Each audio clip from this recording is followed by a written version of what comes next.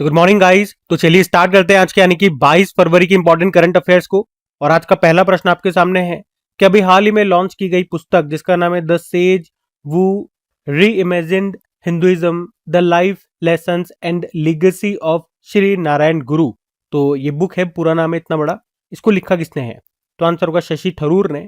तो बुक का नाम फिर से देखो, द सेज वू री imagined Hinduism the life lessons and legacy of Shri Narayan गुरु।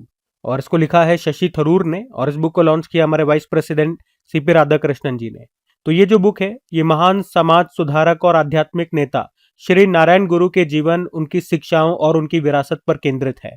अब कुछ बुक्स मैं आपको रिवाइज कराऊंगा, उससे पहले शशि थरूर से 2-4 बुक्स आप याद रखना। अच्छा, पहले इनसे संबंधित एक इंपॉर्टेंट पॉइंट याद रखना, इनको 2019 में साहित्य अकादमी पुरस्कार मिल चुका है इनकी पुस्तक एन एरा ऑफ डार्कनेस के लिए। तो ये बुक भी इनकी है, एन एरा ऑफ डार्कनेस। उसके अलावा बहुत सारी बुक्स इन्होंने लिखी है, जिसमें एक ये इंपॉर्टेंट रह जाएगी, why I am Hindu, the great Indian novel. और 2025 में भी इनकी एक बुक आई थी, अवर लिविंग कॉन्स्टिट्यूशन। अब कुछ और बुक्स आपको रिवाइज कराऊं। देखो, एक बुक हमने पढ़ी थी, the remarkable life of the only Muslim women in the constituent assembly. ये ऑटोबायोग्राफी है बेगम कुदसिया रसूल की। याद रखना, वे भारत के संविधान का मसौदा तैयार करने वाली संविधान सभा की एकमात्र मुस्लिम महिला सदस्य थी। भारत दैट इज इंडिया को अभिजीत जोग ने लिखा। The 11th hour a quintet of stories को सलमान रुश्दी ने। Kashmir in the line of fire को रंजन महाजन ने। और व्हेन इट ऑल बिगन को राकेश मारिया। सनातन संस्कृति की अटल दृष्टि, अटल जी के ऊपर ये बुक है, इसको लिखा वासुदेव देवनानी ने, जो कि राजस्थान विधानसभा के अध्यक्ष हैं। The great sanctions hack, Urjit Patel ने, जो कि आरबीआई के पूर्व गवर्नर रह चुके हैं, वर्तमान में इंटरनेशनल मॉनेटरी फंड के एग्जीक्यूटिव डायरेक्टर हैं उर्जित पटेल। मोदी युग में भारत का आर्थिक सशक्तिकरण को लिखा है सिकंदर कुमार ने। My idea of nation first, Uday Mahurkar ने लिखा। और महामना वांग्मे, ये पंडित मदन मोहन मालवीय के लेखन और भाषणों का संग्रह है, दूसरा एडिशन है इस बुक का। लॉन्च किया था वाइस प्रेसिडेंट ने ही। और in service of the nation reflection of a bureaucrat, इसको प्रताप सिंह ने लिखा। ठीक है, तो ये कुछ बुक्स हैं, ध्यान में रखना। अगला प्रश्न देखते हैं। फिर अगले में पूछ रहे, अर्थशॉट प्राइज 2026 को कौन सा भारतीय शहर होस्ट करेगा? मतलब इसका आयोजन कहां पर होने वाला है? तो आंसर होगा मुंबई में। अर्थशॉट प्राइज 2026 आयोजन मुंबई में होगा, याद रखना। ये पर्यावरण को बचाने के लिए इनोवेटिव समाधान खोजने वालों को मिलने वाला दुनिया का सबसे प्रतिष्ठित 1 मिलियन पाउंड का पुरस्कार है। ये प्रिंस विलियम के द्वारा 2021 में शुरू किया गया था और 2030 तक दिया जाने वाला एक वार्षिक पुरस्कार है। मतलब पहली बार 2021 में दिया गया था, 2030 तक ये हर साल देने वाले हैं। और 5 कैटेगरीज में दिया जाता है, तो मतलब 5 कैटेगरीज में ये 5 लोगों को दिया जाता है हर साल। 5 कैटेगरीज भी कौन कौन सी हैं? जैसे प्रकृति, हवा, महासागर, कचरा, कचरा प्रबंधन मतलब, और जलवायु परिवर्तन, मतलब ये जो समस्याएं हैं, कचरे की समस्या, वायु प्रदूषण हो गया, ठीक है, क्लाइमेट चेंज हो गया। तो इन सब समस्याओं को इनोवेट तरीके लेकर के आने वाले जो लोग हैं, जो संस्थाएं हैं, उनको ये पुरस्कार दिया जाता है। और इस साल इसका आयोजन होने वाला है भारत में। भारत में भी कहा? मुंबई में, ये आप ध्यान रखना। वैसे मैं आपको ये भी बता दूं, आपके मन में आएगा क्या किसी भारतीय को अर्थशॉट पुरस्कार मिल चुका है क्या अभी तक? तो 3-4 लोग हैं, उनको मिल चुका है, देख लो आप वो भी। जैसे एक तो 2021 में दिया गया था विद्युत मोहन को, उनकी कंपनी टकाचार के लिए। 2022 में एक स्टार्टअप है तेलंगाना का, खेयती, उसको मिला था। 2023 में एक तो बुमित्र पहल को मिला था। और 2023 में ही S4S टेक्नोलॉजी, ये कंपनी है मुंबई की, इसको मिला था। ठीक है, ये अर्थशॉट पुरस्कार विजेता जो भारतीय रहे वो मैंने आपको बताया। और इस बार इसका आयोजन, इसकी होस्टिंग भारत करेगा, भारत में भी कहा? मुंबई। और इसी तरह से आपको याद दिलाना चाहूंगा कि 2025 में जो 72वां 72 नंबर का मिस वर्ल्ड का आयोजन हुआ था, वो भी भारत में हुआ था, तेलंगाना में हुआ था। और उसको जीता किसने था? ओपल सुचाता ने जीता था, वो थाईलैंड से हैं। वैसे इस बार भारत होस्ट कर रहा है ब्रिक्स समिट को भी, 18वां एडिशन है। ये सब ध्यान रखना बातें। अगला प्रश्न देखते हैं। फिर अगले में पूछ रहे हैं, हाल ही में प्रधानमंत्री सेतु के तहत India France national centre of excellence in aeronautics की स्थापना कहां होगी? तो आंसर होगा कानपुर। तो अभी प्रधानमंत्री नरेंद्र मोदी ने उत्तर प्रदेश के कानपुर में भारत और फ्रांस की साझेदारी से एक बेहतरीन ट्रेनिंग सेंटर बनाने की घोषणा की है।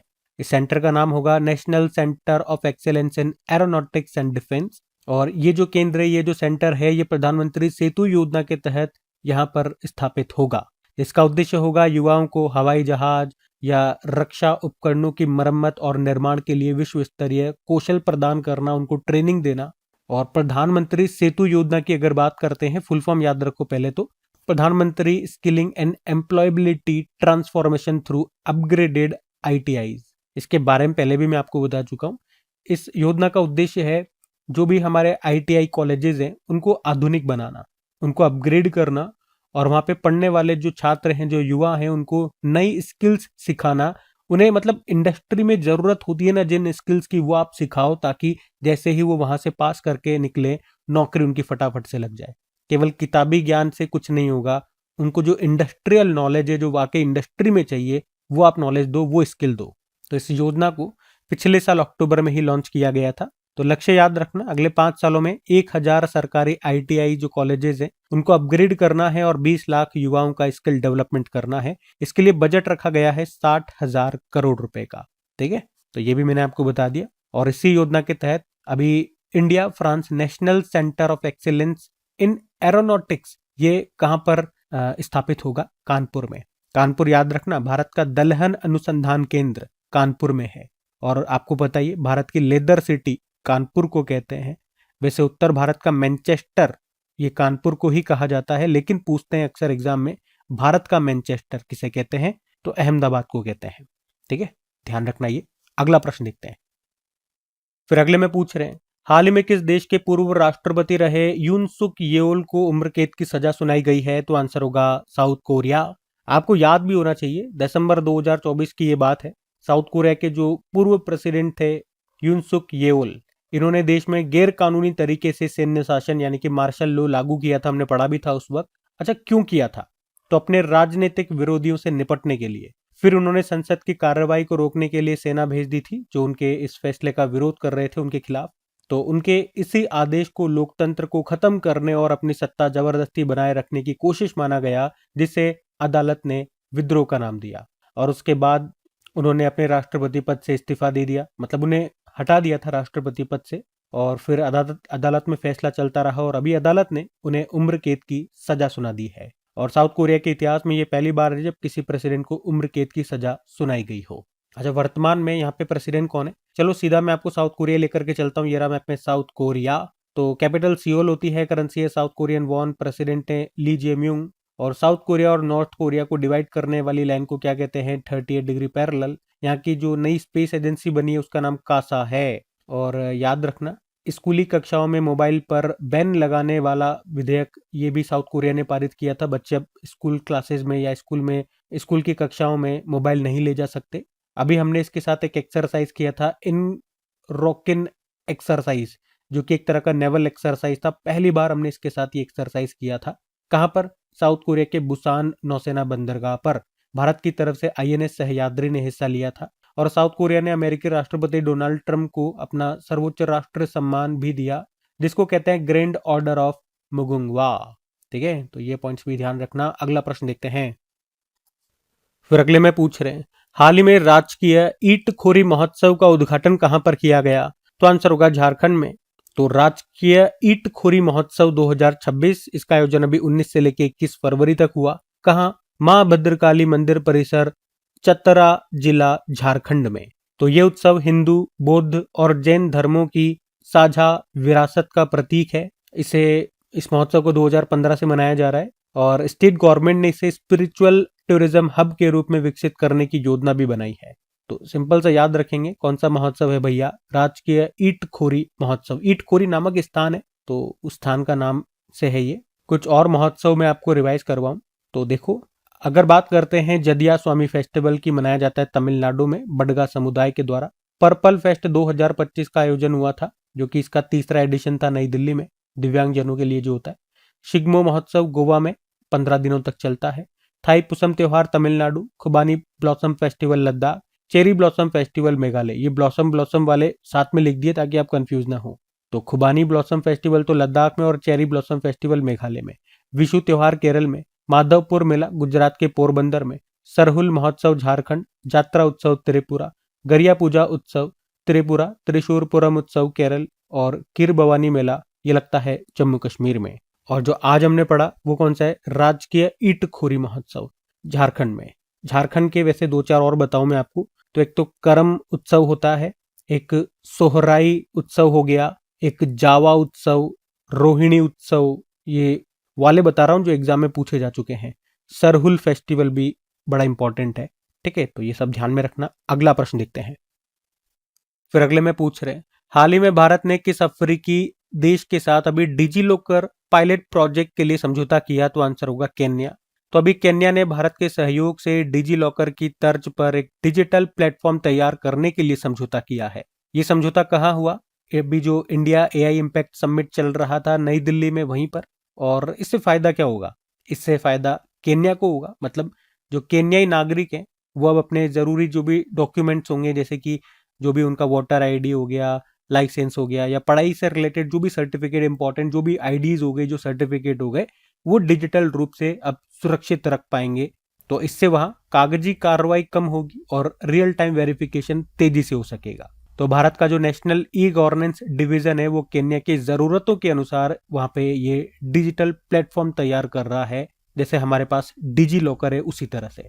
डिजी लॉकर के बारे में तो आप सब जानते ही हो, ये लॉन्च हुआ था जुलाई 2015 में। इसमें हम क्या करते हैं, अपने डॉक्यूमेंट्स को डिजिटल फॉर्म में सुरक्षित रख सकते हैं, हमें साथ में कैरी करने की जरूरत नहीं है। यहाँ पे डिजिटली एक बार आप उसे सेव कर लो और वो हर जगह वैलिड होंगे। हाँ, वो कानूनी रूप से वैलिड होंगे। आप उसमें अपना ड्राइविंग लाइसेंस रख लो, फिर साथ में कैरी करने की जरूरत नहीं है आपको।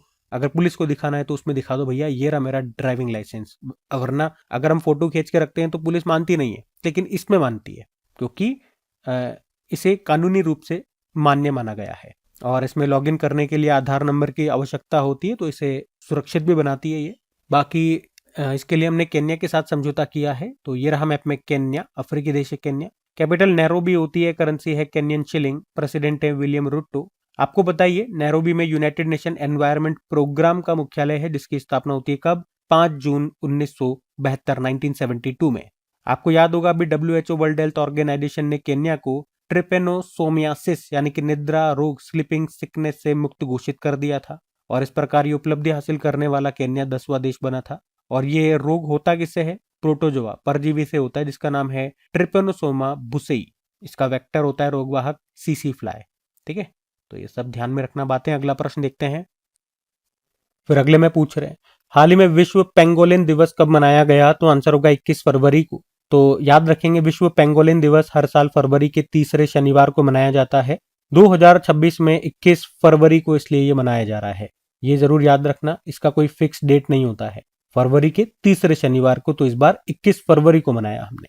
मनाने का उद्देश्य वही है, पेंगोलिन की लुप्तप्राय स्थिति और अवैध शिकार के बारे में लोगों को जागरूक करना। क्योंकि आप मानो ना मानो, ये दुनिया का सबसे अधिक तस्करी वाला स्तनपायी जीव है पेंगोलिन।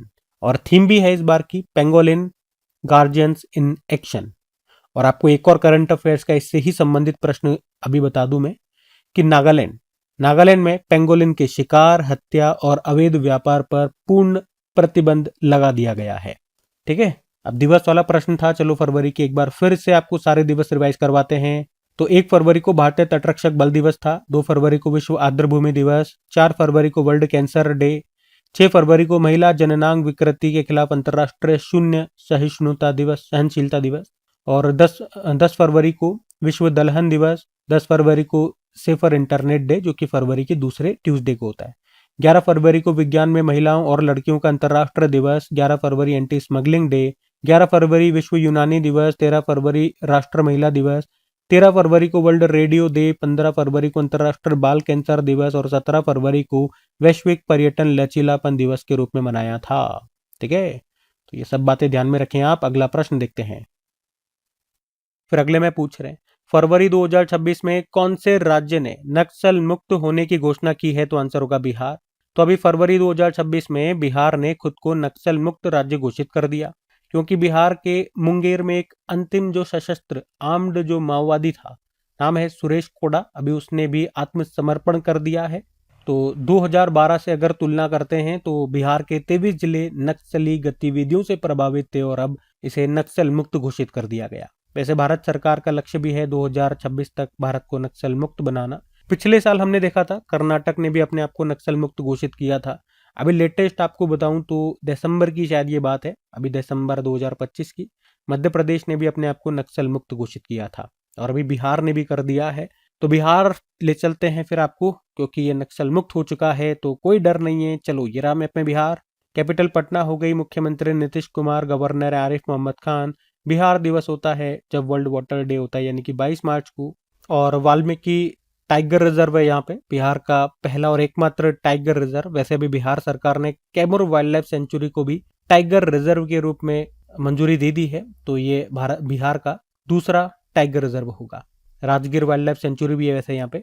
कुछ और करंट अफेयर्स की बात करें बिहार से, तो सभी ग्राम पंचायतों में विवाह मंडप योजना को मंजूरी दे दी बिहार ने। प्रधानमंत्री नरेंद्र मोदी ने बिहार में ऑटो सिमरिया पुल का उद्घाटन किया था, गंगा नदी पर है ये, लंबाई है 1.865 किलोमीटर। मुख्यमंत्री महिला रोजगार योजना शुरू हुई। प्रधानमंत्री नरेंद्र मोदी ने राज्य जीविका निधि साख सहकारी संघ लिमिटेड शुरू किया बिहार में।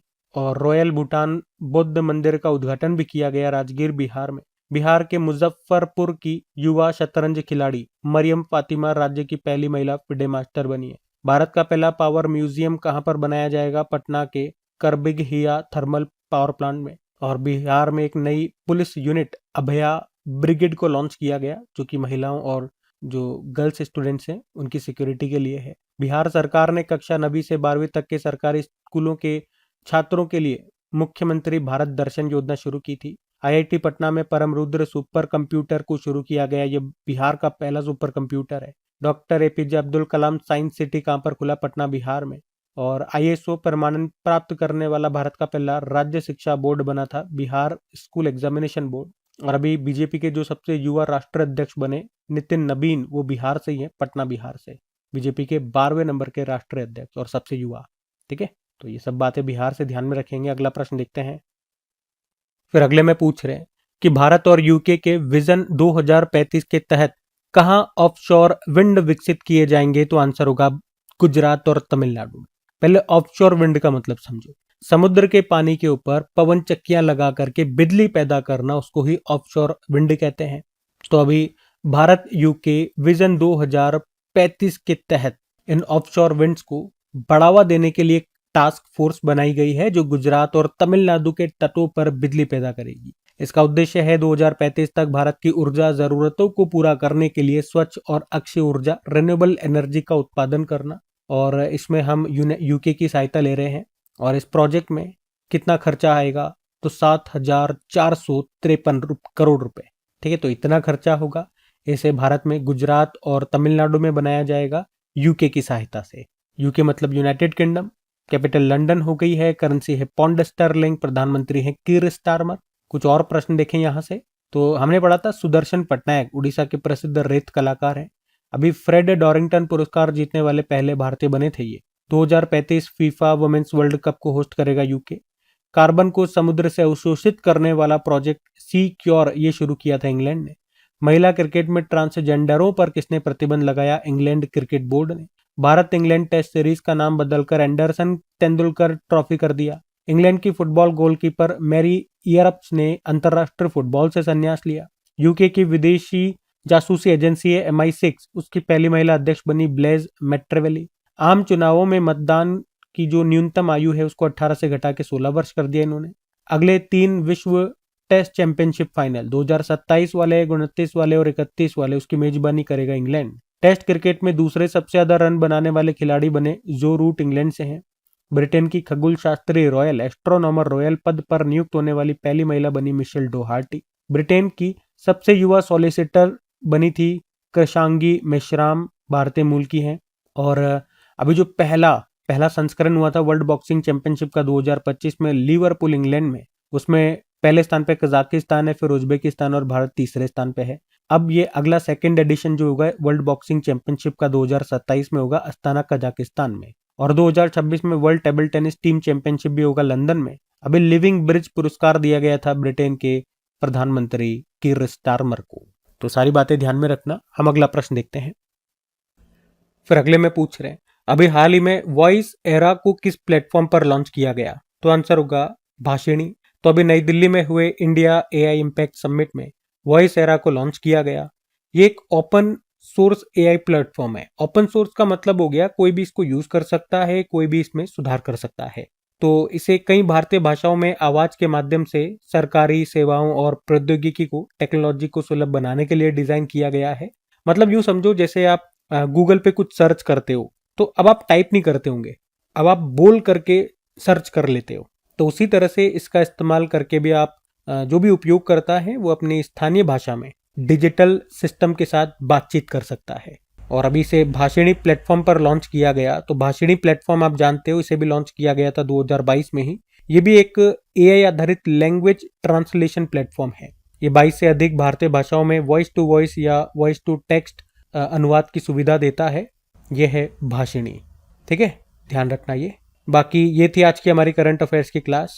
कमेंट करके जरूर बताना सेशन कैसा लगा। अच्छा लगा तो अपने दोस्तों के साथ में स्टडी ग्रुप में शेयर जरूर कीजिएगा। वीडियो को लाइक नहीं किया तो लाइक कर देना। बाकी चलो अभी कल के करंट अफेयर्स का हम क्विक रिवीजन कर लेते हैं और फिर सेशन एंड करते हैं। तो कल पहला प्रश्न पूछा था, भारत का पहला जैन चादर महोत्सव कहां पर मनाया गया? जैसलमेर। फिर पूछा, यूरोपीय संघ ने पहली बार यूरोपियन लीगल गेटवे ऑफिस का उद्घाटन कहां किया? नई दिल्ली में। और टाइडल फ्लोडिंग को किसने अभी राज्य खास या राज्य विशेष आपदा घोषित किया? केरल। और लोसार महोत्सव किस समुदाय के नववर्ष का प्रतीक है? तिब्बती। रेत के नीचे सिकंदर महान के साम्राज्य का खोया हुआ पुराना शहर चेरेक्स स्पेसिनो कहां पर खोजा गया? इराक। भारतीय सेना ने अभी small and light weapons control पर पहला United Nation fellowship training programme इसको कहां पर होस्ट किया? तो मध्य प्रदेश। और अभी अरुणाचल प्रदेश और मिजोरम ने अपना स्थापना दिवस मनाया 20 फरवरी को। अमेरिका इंडिया कनेक्ट सब सी केबल इनिशिएटिव की घोषणा की है गूगल ने। विक्रम लार्ज लैंग्वेज मॉडल को किसने लॉन्च किया? सर्वम एआई। और कूनो नेशनल पार्क में 3 चीता शावकों के जन्म के बाद अब भारत में कुल चीता संख्या कितनी हो गई है? 38। बाकी चलो कल का भी होमवर्क प्रश्न देखते हैं और सेशन एंड करते हैं।